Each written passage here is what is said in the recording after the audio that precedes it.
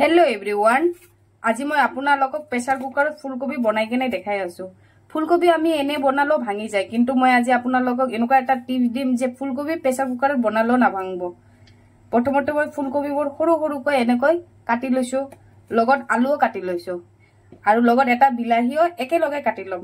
কিছুমান তৰকাৰী আছে যে বিলাহীটো গলি গলে ভাল লাগে, কিন্তু কিছুমান তৰকাৰী আছে যে বিলাহীটো ডাঙৰ ডাঙৰকৈ থাকিলে ভাল লাগে। সেইকাৰণে মই বিলাহীটো ফুলকবি আলুৰ লগত একেলগে ডাঙৰ ডাঙৰকৈ কাটি লৈ আছো। এতিয়া মই ফুলকবিটো পানী দি কেনে ভালকৈ ধুই কেনে উঠাই ৰাখি দিম, কাৰণ ইটো ফুলকবি যদি আমি পানীত জিকাই ৰাখো তেতিয়া হলে পানীটো ভিতৰত সোমাই যাব আৰু প্ৰেছাৰ কুকাৰত তৰকাৰীটো বনালে ভাঙি যাব। সেইকাৰণে এতিয়া ভালকৈ ধুই কেনে ফুলকবি আলু বিলাহীটো উঠাই কেনে ৰাখি দিম।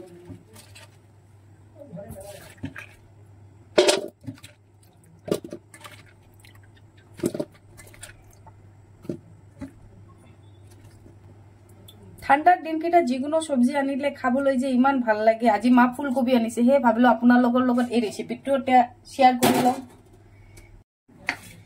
ইয়াত মই দুটা পিয়াজ, ৰহুন, শুকান জলকীয়া আৰু লগত পোস্ত দি কেনে মিক্সাৰ গ্ৰাইণ্ডাৰত পিছি লম। পোস্ত যদি আপোনালোকৰ ঘৰত নাই তেতিয়াহলে আপোনালোকে বেহাৰো ইউজ কৰিব পাৰে। এই তৰকাৰীটোত বেহাৰ দিলেও ভাল লাগে, পোস্ত দিলেও ভাল লাগে। আজি মই পোস্তৰে বনাই আছো।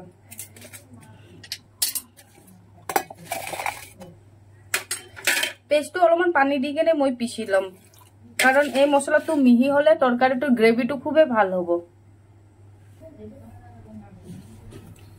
দেখিছেনে মই পানী দিছো কাৰণে পেস্টটো কিমান ধুনীয়া হৈছে আৰু কিমান মিহি হৈছে। এতিয়া এটা প্ৰেছাৰ কুকাৰত তেল দি কেনে তেলটো মই গৰম হবৰ কাৰণে ৰাখি দিম। এতিয়া তেলটো গৰম হৈ গৈছে, মই অলপমান পাঁচফোৰণ দি কেনে আগত তেল দি লগাই লম। এতিয়া পিছি ৰখা মছলাটো এই তেলৰ ওপৰত দি কেনে মছলাৰ পানীটো নমৰালৈকে ভালকৈ ভাজি লম।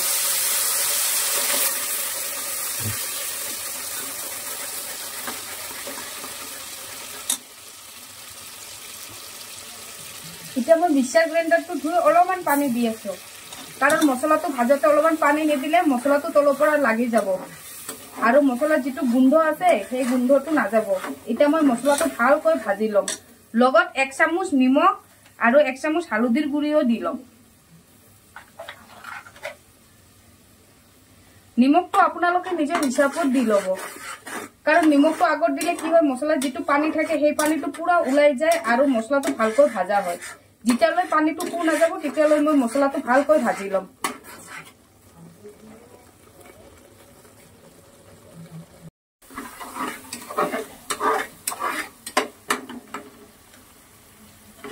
এতিয়া মোৰ মছলাটো ভাজা হৈ গৈছে, দেখিছেনে মছলাটোত অলপো পানী নাই, তেলবোৰৰ ওপৰত আহি গৈছে। এতিয়া ইয়াৰ ওপৰত মই কাটি ৰখা বিলাহী, ফুলকবি, আলু গোটেইবোৰ দি আৰু ওপৰৰ পৰা ধনিয়াৰ পাত দি কেনে ভালকৈ মিলাই লম।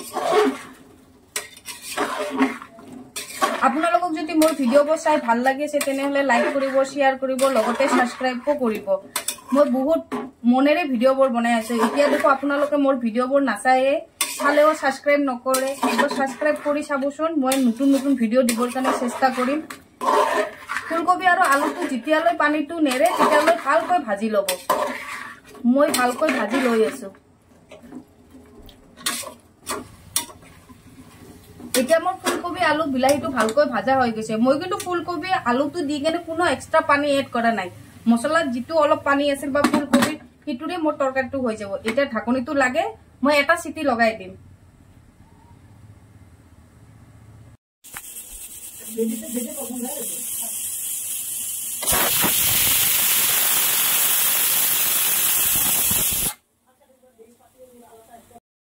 এতিয়া মই আপোনালোকক তৰকাৰীটো পুৰা দেখাই আছো।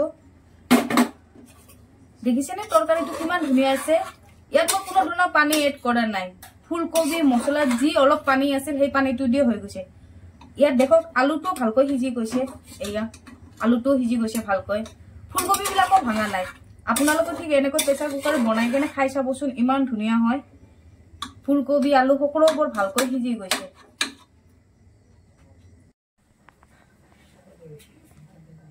আপোনালোকে মোৰ কথা শুনে যদি এই ফুলকবিৰ তৰকাৰীটো পুৰি বা পৰঠা বা ৰুটিৰে খাব তেতিয়া বেছি ভাল লাগে খাই কিনে ভাতেলে ইমান এটা ভাল নালাগে আপোনালোকে খুজিলে পৰঠা বা পুৰি বা ৰুটিৰে খাই চাব